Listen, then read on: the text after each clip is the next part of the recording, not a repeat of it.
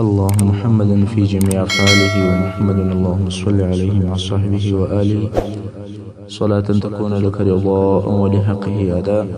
أما بعد، رسول صلى الله عليه وسلم د سیرت شپږویشتمه برخه. په تیره برخه کې مو هغه د طایف سفر بیانوي چې کله رسول صلی الله علیه وسلم د طایف څخه په هغه ستړي او ستومانه شکل باندې راستون شو. پر لارې د پیرانو ډله ورته راله او قرآن عظیم شان یې واورېدی او بیا یې ایمان راوړی. نو په دې برخه کې به دا بیان وکړو چې پیرانان ولې کفار سوي ول او په کوم طریقه دوی ته د کفر ښوونه سوې ول. نو جن یا پیرانان ډېر بې عقلان دي، عقل یې دونه نه دی لکه د انسان. داسې ویل کېږي چې د پیرانانو هغه ډېر ذکي او هوښیار دونه عقل لري لکه د انسانانو یو کوچنی هلک. عقلونه یې د ماشومانو دي، ذکاوت او هوښیاري نه لري. صرف په دې کې ابلیس علیه اللعنه چې د دوی هغه هوښیار او ذکي نفر دی او هغه ملعون دوی د لارې اړولي ول. هغه به ورته ویل شیطان چې د الله سره د نور الهو او د نور خدایانو عبادت هم کوي. مشرکان یې ځینې جوړ کړل، خو کله چې په حق خبر سول نو دستي ایمان راوړ. الله د دوی قول راته بیانوي او فرمایي: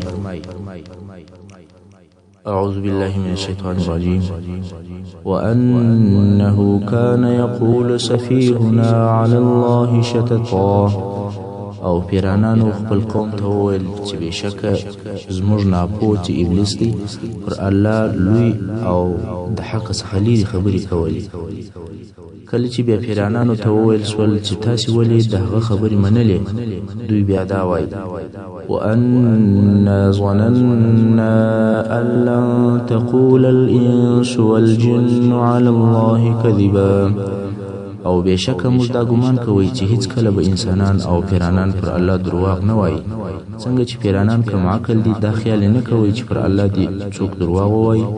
او د ابلیس علیه اللعنه خبره یې ومنل.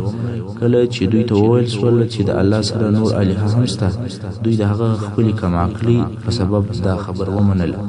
او دغه پیرانانو د کفارو او کوډګرانو سره د هغو په ځینو کارو کې مرسته او کومک هم کوي. او کوډګرانو هم د دوی څخه مرسته غوښتل چې دې ته الله جل جلاله بیا په بل آیت کې اشاره کوي: أعوذ بالله من الشيطان الرجيم وأنه كان رجال من الإنس يعوذون برجال من الجن فزادوهم رهقا. او بېشکه چې د انسانانو څخه ډیر سړي ول چې مرسته او پناه د پیرانانو په سړو سره غوښتل، نو د هغو انسانانو دو پیرانانو سرکشي نور هم ورزیاته کړه. د جن او د هغو د کارو په متعلق ډیر آیاتونه شته. مقصد دا چې په دغه وخت کې د قرآن مجید د اوریدلو په سبب ډیر پیرانانو ایمان راوړی دي او مسلمانان سوي دي. پیرانان وایي: وأنا لما سمعنا الهدى آمنا به. او بېشکه کله چې موږ د قرآن مجید هدایت او لارښوونې واورېدلې، موږ پر هغه ایمان راوړو. او بیا وایي: وأنا منا المسلمون ومنا القاسطون. او بېشکه زموږ څخه ځینې مسلمانان دي او زموږ څخه ځینې د حقې لارې څخه په کفر اوښتي دي. کله چې دغو پیرانانو ایمان راوړی، نو یې په خپل قوم کې په دعوت کولو شروع وکول. اوس نو که څه هم په انسانانو کې اسلام لږ و، مګر په جن کې نشریږي او پیرانان اسلام ته داخلیږي. دا هم د الله جل جلاله اراده وه چې پر خپل محبوب رسول صلی الله علیه و آله وسلم دغه غم او پریشانی کم او لږ کړي. ځکه رسول صلی الله علیه وسلم د طایف تر سفر وروسته د انسانانو د اسلام راوړلو څخه تقریبا ناامیده سوی و، مګر په جن کې اسلام نشر شو چې دا رسول صلی الله علیه وسلم ته اشاره وه چې ته مه غمجن کېږه، که انسانان نه وي دغه د پیرانان ایمان راوړي او حقیقتا هم اسلام په جن کې نشر کېدی. دا د الله جل جلاله پر خپل رسول صلی الله علیه وسلم رحمت و چې هغه غم یې پر سپک کړ. رسول صلی الله علیه وسلم به چې به د یو چا د مسلمانېدو دپاره هر څه کوشش وکړي، هغه به هغه اسلام ردوي، لکه د مکې مکرمې قریش او بیا تر هغو وروسته اهل طایف. طبعا په داسې حال کې پس له څه وخت انسان ته ناامیدي پیدا کېږي. 10 کاله د دعوت کېږي، مګر په مکه مکرمه کې تر 80 نفره زیات مسلمانان نشته. رسول صلی الله علیه وسلم غمجن او د دې څخه یې بیره وه چې د دعوت په کار کې زما له طرفه کومه کوتاهي نه وي سوې، نو ځکه الله جل جلاله دغه غم پر خپل حبیب سپر کوي او په حق سره دغه واقعه او حادثه د رسول صلی الله علیه وسلم دپاره نصرت و چې له غیبه څخه ورته راغلی. اوس نو په دغه نصرت او دغه زیري سره د رسول صلی الله علیه وسلم څخه هغه د غم او د ناامیدۍ تورې ورځې کمې او لیرې سولې چې د طائف له سفره څخه د رسول صلی الله علیه وسلم سره ملګري وي. اوس نو نبی علیه الصلاة والسلام بیرته د مکې مکرمې د تګ عزم او قصد وکړي چې هلته به په نوي شوق او په کوشش سره پر خلکو اسلام عرضوم او الهي رسالت به خلکو ته رسوم. په دغه وخت کې زید ابن حارثه رضی الله عنه ورته وویل یا رسول الله څنګه بیرته قریش ته ورځې او هغو ته د مکې مکرمې څخه وایستلې؟ رسول صلی الله علیه وسلم مبارک وفرمایل یا زید الله جل جلاله د دې مشکلاتو او د تکالیفو څخه د خلاصون لار پیدا کوي او الله جل جلاله د خپل دین ناصر دی او د خپل نبی کامیابه کوونکی دی.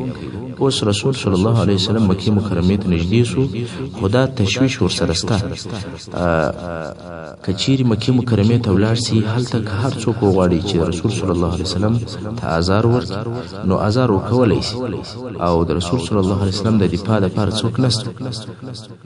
د څه وخت دپاره غار حرا ته ولاړی او هلته کښېنسته او بیا یې وخود د خزاعه د قبیلې و یو نفر ته چې اخنس ابن شریق نومېدی و هغه ته یو نفر ورواستوي چې د هغه څه د رسول صلی الله علیه وسلم دپاره جوار وغواړي. د جوار تفصیل خو مخکې درته بیان شو، یعنی پناه او ساتنه وغواړي. دا جوار به هغه چا غوښتی چې قوم بې نه درلوده، ضعیف او بې کسبه و، نو به یې د یو قوي نفر څخه جوار وغوښتی او بیا به یې د هغه په ساتنه کې ژوند کوي. که دغه جوار نه وی قانون د جنګله و، هر زورور به کمزوری خوړی. اوس رسول صلی الله علیه وسلم قوم لري خو هغه خپل قوم تکلیف او ازار ورکوي او هغه د صلی الله علیه وسلم دفاع نه کوي. کوم چې د رسول صلی الله علیه وسلم صاحب په ټول قوم کې دفاع کوله هغه د رسول صلی الله علیه وسلم اکا ابو طالب او هغه هم وفات شوی. نو ځکه اوس رسول صلی الله علیه وسلم د بل چا څخه جوار غواړي، ځکه که د یو قوي نفر جوار وي نو هر رزیل او اوباش او لچک سړی و رسول صلی الله علیه وسلم ته اهانت او سپکاوی نشي رسولی. نو د اخنس ابن شریق څخه جوار وغوښتی، مګر اخنس وویل زه د قریشو په مقابل کې چاته جوار نسم ورکولی، چې دا په حقیقت کې د رسول صلی الله علیه وسلم د غوښتنې ردول او نه منلو. رسول صلی الله علیه وسلم بیا فکر وهي چې د قریشو د سردارانو څخه به څوک د جوار ورکړي. نو یې سهیل ابن عمر ته نفر ورولېږي. سهیل هغه څوک دی چې په وروسته کې بیا د حدیبیې صلح لیکي او د مکې مکرمې د سردارانو څخه دی. رسول صلی الله علیه وسلم د دغه سهیل څخه جوار وغوښتی. سهیل وویل زه د بني عامر څخه یم او بني عامر پر بني کعب باندې جوار نه ورکوي. د سهیل د طرفه هم رد او منفي جواب راغی. رسول صلی الله علیه وسلم فکر کوي چې څوک به ماته جوار راکړي. بیا مطعم ابن عدي ته نفر ورولېږي. که څه هم دغه مطعم د اسلام ډیر شدید دشمن و، مګر بیا هم عزت او شرف دا وده ته ډیر اهمیت درلود. کله چې ده ته وویل شول چې رسول صلی الله علیه وسلم ستا څخه جوار غواړي، دی هم موافق شو، والقبوله مې ده. رسول صلی الله علیه وسلم ته حال ولېږي چې هو ته زما په جوار او په ساتنه کې ساتم دي. او بیا خپل قوم او زامن راوغوښتل او له اسلحه مو در واخیست او د کعبې شریف په کنجانو ودرېدل. علما محمد صلی الله علیه وسلم ته جوار ورکړی. بیا رسول صلی الله علیه وسلم ته نفر ولېږي چې مکې مکرمې ته داخل شي. رسول صلی الله علیه وسلم هم د زید ابن حارثه رضی الله عنه سره مکې مکرمې ته داخل شو تر څو چې مسجد حرام ته ورسېدی. مطعم ابن عدي پر خپل بوده باندې سپور دی او په لوړ आवाज غږ کوي یا معاشر القریش، ما محمد صلی الله علیه وسلم ته جوار ورکړی دی، نه غواړم چې څوک تیری او تجاوز پر وکړي. رسول صلی الله علیه وسلم حجر اسود ته ورغلی، هغه یې مسح کړ، طواف یې پر وکوی او 2 رکعاته لمونځ یې ادا کړ. بیا خپل کور ته رهي شو. مطعم ابن عدي او د زامن په اسلحه مسلح په بصیري تر څو چې رسول صلی الله علیه وسلم کور ته ننوت. او په دغه وخت کې ابو جهل د مطعم ابن عدي څخه پوښتنه وکړه، ولته د محمد تابع که مجیر؟ غواړي چې ځان ته اوس معلومات وکړي یعنی تابع یعنی مسلمان سوی او که دې جوار ورکړی. مطعم ابن عدي وویل جوار مې ورکړی. ابو جهل ملعون وویل که دې ویلي وای چې تابع یم هو الله دغه اوس په جنګ درسره خته سوي وای مګر داسې جوار دې ورکړی دی دا ستا کار. تر دې وروسته رسول صلی الله علیه وسلم په مکه مکرمه کې د مطعم ابن عدي په جوار کې ژوند کوي او د رسول صلی الله علیه وسلم د مطعم دغه نیکی همیشه په یاد و. د بدر په ورځ د کفارو د بندیانو په باره کې رسول صلی الله علیه وسلم وفرمایل که مطعم ابن عدي ژوندی وای او د دغو بندیانو د ایله کولو غوښتنه یې راڅخه کړې وای ما به د توریله کړی وای. مګر د اسلام او د دعوت کار بیا هم ډیر ضعیف دی. په مکه مکرمه کې هیڅ څوک دعوت نه قبلوي. رسول صلی الله علیه وسلم فکر کوي چې تر مکه مکرمه د باندې یو څوک پیدا کړي چې د اسلام د قوت لپاره د مرسته او ملګرتیا وکړي او دغه مرسته کوونکی که د هر قوم او د هر قبیلې وي او که هر ځای وي خدا مهمه نه ده. رسول صلی الله علیه وسلم حاضر دی چې مکه مکرمه پرېږدي او هغو ته ورسي.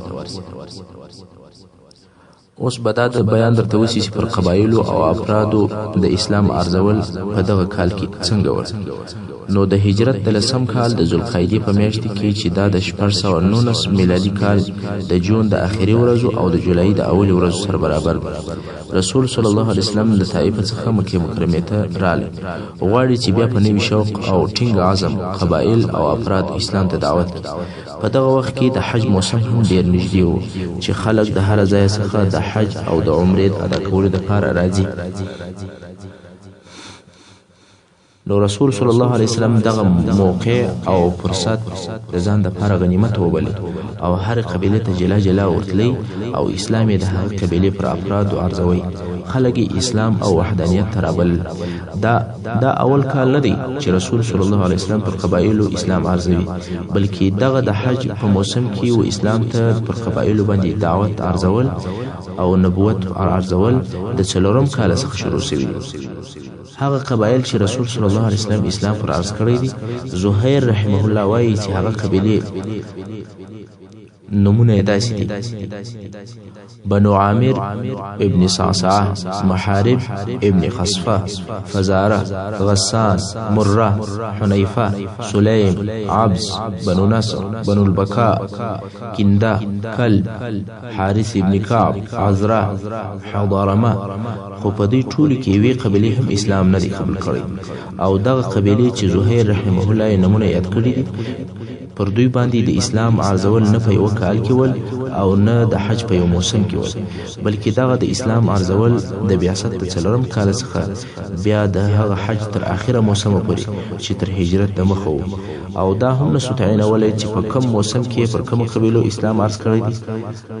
کله چې به د حج موسم شروع شو او د شاوخوا څخه د عربو قبیلې حج د ادا کولو لپاره مکه مکرمه ته راغلی رسول صلی الله علیه وسلم به پر دوه قبیلو ګرځېدی د یوې قبیلې څخه به بلې ته ورتلی او اسلام به ورته دعوتوي.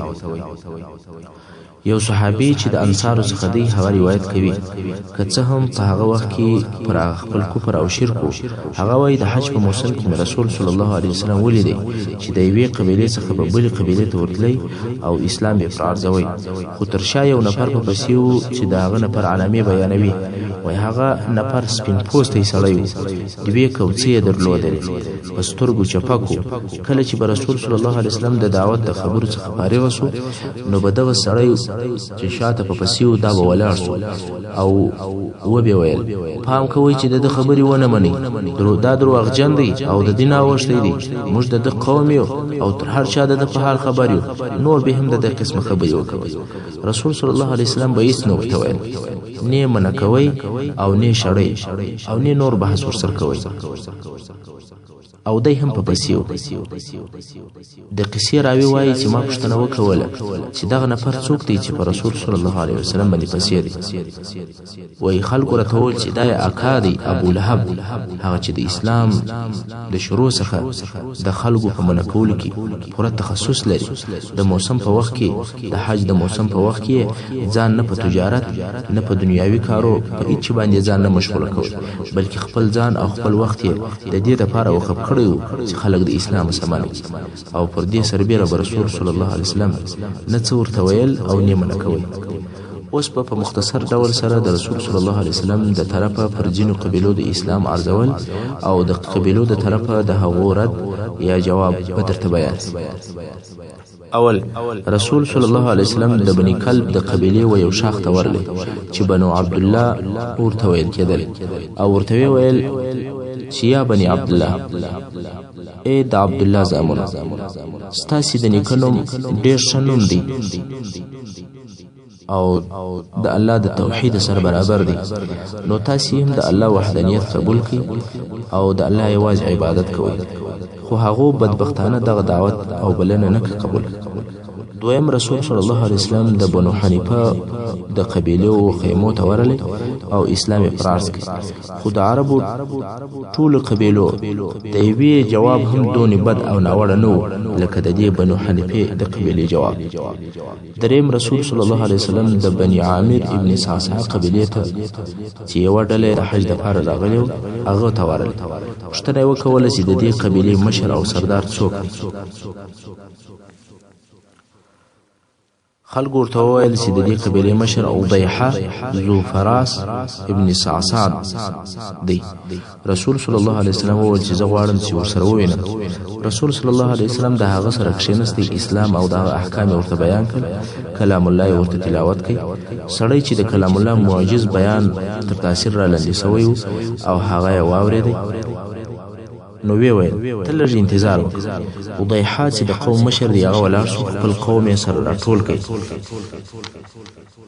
او بیا ورته وویل یا قوم ما ته یو سړی راغلی دی او داسې کلام یې راته ووایي چې ما په ټول عمر نه دی اورېدلی. دا د کلام الله اعجاز دی الهي کلام معجز او بېمثله دی. وضیحه وویل قسم په الله دغه سړی به د دې کلام په واسطه پر ټولو عربو غالبه شي او پر ټولو عربو به حاکم وي. قوم یې وویل نو ته څه اراده لرې؟ وضیحه وویل چې زما په فکر باید متابعت یې وکړو. قوم یې وویل ته زموږ مشر او سردار څنګه چې ستا خوښه وي هغسې وکړه. وضیحه رسول صلی الله علیه وسلم ته وویل ایمان در باندې راوړم عزت دې کوم زموږ تورې ستا تر امر لاندې دي خو په یوه شرط. رسول صلی الله علیه وسلم وویل شرط دې چیشته؟ وضیحه وویل شرط مې دا دی چې تر تا وروسته به امر زما وي یعنې تر تا وروسته به خلیفه زه یم. رسول صلی الله علیه وسلم وویل چې امر د الله دی هر چاته چې د الله خوښه وي و هغو بندګانو ته یې ورکوي خو عاقبت ښه اخر انجام د پرهېزګارانو دی.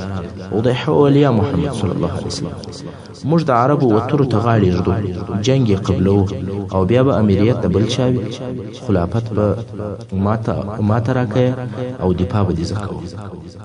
بیا هم رسول صلی الله علیه وسلم ورته وویل ان الامر لله یضعه حیث یشاء من عباده والعاقبة للمتقین یعنی د الله د پاره ټول امرونه دي هر چاته چې د الله جل جلاله خوښ وي هغه ته هغه امر او تصرفات ورکوي آخرت او ښه انجام چې دی هغه د متقینانو دی.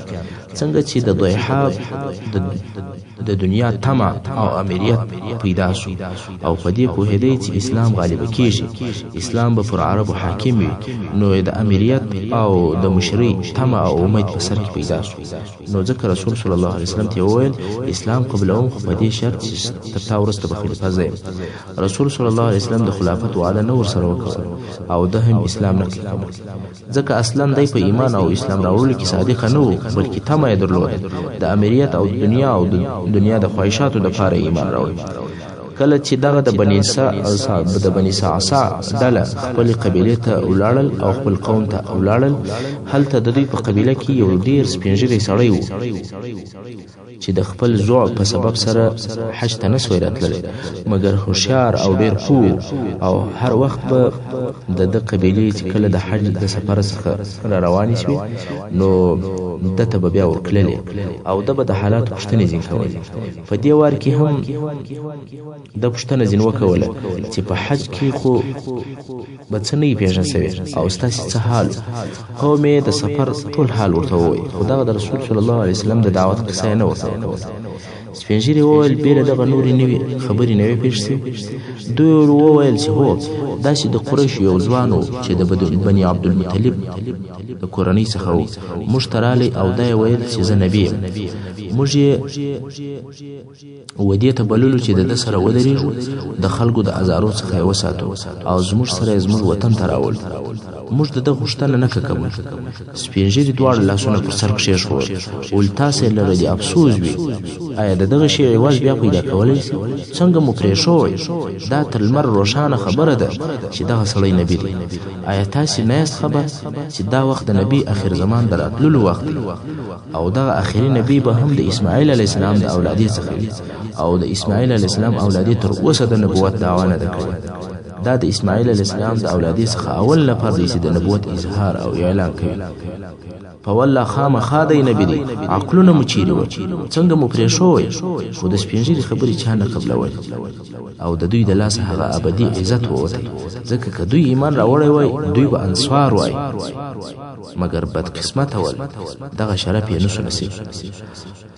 هغه کسان چې د اهل مکې څخه نه ول او مسلمانان سوي لکه څنګه چې د مخ مو درته وویل چې رسول صلی الله علیه وسلم پر قبیلو او پر ډلو اسلام عرضوي، دغه رنګه افرادو او اشخاص هم اسلام ته دعوتول او د جنو اشخاصو څخه ښه معقول رد یا مثبت جواب حاصل کړی دی چې ایمان یې راوړی دی او اسلام یې قبول کړی. اوس به د هغو نفرو د جملې څخه چې په انفرادي ډول سره ایمان راوړی دی د څو نفرو قصې او د اسلام راوړلو حالت درته بیان شي. اول سوید ابن صامت چې دا شاعر او پوه او هوښیار سړی و، د عربو د مشرانو څخه و، د یثرب اوسېدونکی او د اوس د قبیلې څخه و. د قوم د طرفه وده ته د کامل لقب ورکول سوی و چې دی پوره دی په هر څه کې، ځکه دی ډېر عاقل و، په بدن باندې ډېر قوي و، شاعر و، د شرف او د نسب خاوند و. دغه سوید مکې مکرمې ته د حج یا د عمرې دپاره راغلی. رسول صلی الله علیه وسلم ورسره کښېنستی او ورته ویې ویل یا سوید زما سره څو ښې او ښایستې خبرې سته، وایه به. سوید وویل نه غواړم چې وایم، ځکه زما سره تر هغو خبرو چې ستا سره دي ښې خبرې را سره سته. اوس خو قانون دا و چې رسول صلی الله علیه وسلم ورته ویلي وای چې یو وار یې واوره بیا حکم وکړه، مګر یا رسول صلی الله علیه وسلم د ښو اخلاقو خاوند و. ول ښه هغه ستا خبرې را باندې واوره، څنګه چې ستا خبرې زما تر خبرو ښې دي نو تې را باندې واوره او زه اورم. سوید هم شروع سو د لقمان حکیم حکمتونه او نصیحتونه ورته وایي. اوس نو لقمان حکیم څوک وایي چې نبی دی او څوک وایي چې نبی نه دی، خو په دې کې شک نشته چې لقمان حکیم د مسلمانانو د ادیبانو او د حکماو او د علماو څخه او الله جل جلاله په قرآن مجید کې ذکر کړی دی. حتی پوره یو سورت یې د لقمان په نامه سره مسما کړی دی. کم نصیحتونه چې لقمان حکیم خپل زوی ته کړي دي، الله جل جلاله هغه د نصیحتونه داسې طریقه ګرځولې ده چې خلک باید د هغو متابعت وکړي. دغه سوید ابن صامت د لقمان حکیم یو کتاب پیدا کړی و چې په هغه کې لقمان حکیم و خپل زوی ته نصیحتونه کړي ول او هغه کتاب دغه سوید په یاد کړی. د لقمان حکیم نصیحتونه و خپل زوی ته دوه قسمه دي. یو قسم یې یوازې په توحید او د الله په وحدانیت کې دي چې مثال یې دغه آیات شریف دی چې الله جل جلاله په سورة لقمان 13 نمبر آیات کې فرمایي: اعوذ بالله من الشیطان الرجیم وَإِذْ قَالَ لُقْمَانُ لِابْنِهِ وَهُوَ يَعِظُهُ يَا بُنَيَّ لَا تُشْرِكْ بِاللَّهِ إِنَّ الشِّرْكَ لَظُلْمٌ عَظِيمٌ. یعنی یا محمد صلی الله علیه وسلم هغه وخت در یاد کړئ چې لقمان خپل زوی ته په داسې حال کې وویل چې نصیحت یې ورته کوئ: ای زما زویه، الله لره هېڅوک مه شریکوه، بېشکه چې شرک ډېر لوی ظلم دی. او داسې نور هم د توحید په باره کې ډېر نصیحتونه لري چې موږ یې دغه یو نصیحت د مثال په قسم ذکر کړي. او بل قسم نصیحتونه چې د لقمان حکیم ول هغه د ادب او د اخلاق ول چې مثال یې دغه آیت شریف دی چې په سورة لقمان 13 نمبر آیت شریف کې الله جل جلاله فرمایي: اعوذ بالله من الشیطان الرجیم ولا تصعر خدك للناس ولا تمش في الارض مرحا إن الله لا يحب كل مختال فخور. دا هم د لقمان حکیم نصیحت دی چې خپل زوی ته یې وایي چې خپل زوی ته وایي خلکو ته په کبر او غرور سره مه ګوره او په مځکه کې په ناز او په نخرو سره تګ مه کوه، بېشکه چې الله هر کبرجن او فخر کوونکی نه خوښوي. داسې نور هم ډېر مثالونه شته. مقصد دا چې د لقمان حکیم نصیحتونه هم په توحید کول او هم په اخلاق کول، مګر خلکو هغه نصیحتونه په یادول او هغه استعمالول چې په ادب او په اخلاق کې د توحید او د عقیدې نصیحتونه یې پرې ایښي ول. د سوید سره هم د لقمان حکیم هغه نصیحتونه موجود ول چې یوازې د اخلاقو او د ادب په باره کې ول. اوس نو بیا دغه نصیحتونه په بشري او انساني خبرې وي، د انسانانو په لهجه او په اصطلاح باندې وي، د الهي کلام اعجاز نه و پکې موجود. مګر الله جل جلاله که په قرآن مجید کې د یو انسان خبرې را نقلوي او بیانوي، بیا هم هغه لفظ او لهجه د الهي کلام وي، اعجاز پکې موجود وي. مثلا الله جل جلاله په قرآن مجید کې هغه خبرې موږ ته بیانوي چې میږي کړي، خو لفظ او لهجه هغه د میږي د خبرو نه ده، بلکې الهي لهجه او د معجز کلام اعجاز پکې موجود دی. د سوید سره هم د لقمان حکیم کلام او نصیحتونه ول، مګر د بشر په لهجه او د بشر په اصطلاح باندې ول. هغه اعجاز چې په کلام الله کې موجود دی د هغه څخه خالی ول. کله چې سوید د خپل خبرو څخه فارغ شو، رسول صلی الله علیه وسلم ورته وویل دا شی خبرې، مګر زما سره تر دغه شی او بهترې خبرې شته. عینا هغه خبره ورته وکوله چې اول واري سوید ورسول الله صلی الله علیه وسلم ته کړی و. سوید په تعجب کې د اول وار د پاره یو څوک ورته وایي چې زما سره تر دغه شی او بهترې خبرې شته. په پخوا کې عادت دا و چې چا به د لقمان حکیم خبرې واورېدلې، دا یې نسوای ویلی چې زما سره تر دې شی خبرې شته. بیا نو رسول صلی الله علیه وسلم کلام الله ورته تلاوت کړ، د قرآن مجید آیاتونه ورته تلاوت کړ. کله چې رسول صلی الله علیه وسلم د آیاتو د ویلو څخه فارغ شو، سوید وویل او دا شی خبرې، او دا جمله یې نه کړه زیاته چې زما سره تر دې شی خبرې شته. مګر پر دغه سربیره هم په دغه وخت کې د سوید ایمان نه راوړی، خو بیا په ورسته کې چې اسلام مدینه منورې ته داخل شو، سوید هم مسلمان شو او د رسول صلی الله علیه وسلم تر هجرت د مخه وفات شو. څوک وایي چې د بعاث په جنگ کې د خزرج د قبیلې له طرفه ووژل شو او قوم به یې ویل چې سوید مسلمان ووژل شو.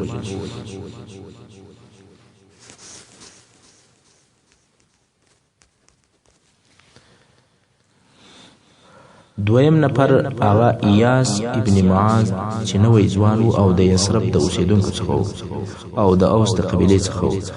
د ایمان راوړلو قصه دا ده چې په یثرب یا مدینه شریفه کې پر یهودو سربیره د عربو دوی قبیلې هم اوسېدلې چې یوه د اوس قبیله وه او بله د خزرج قبیله وه، او د دې دوو قبیلو په مابینځ کې به همیشه جنګونه کېدل. د اوس قبیله نسبت د خزرج قبیلې ته د نفرو په شمېر څه کمه او لږ وه. په دغه وخت کې چې د بعثت یا د نبوت د 11 کال شروع، هلته په یثرب کې د دغه دوو قبیلو په مابین کې د دشمنی اورونه بل ول، چې دا هغه مشهوره جنگ چې د جنگ بعاث په نامه سره یادېږي د هغه شروع او مقدمه وه. په دې وخت کې د اوس قبیلې چې شمېر یې په حساب باندې د خزرج تر قبیلې لږ و، یوه ډله یې مکې مکرمې ته قریشو ته راولېږل چې د خزرج په مقابل کې زموږ سره اتحاد او اتفاق وکړي، زموږ معاهدین او کمکیان سي.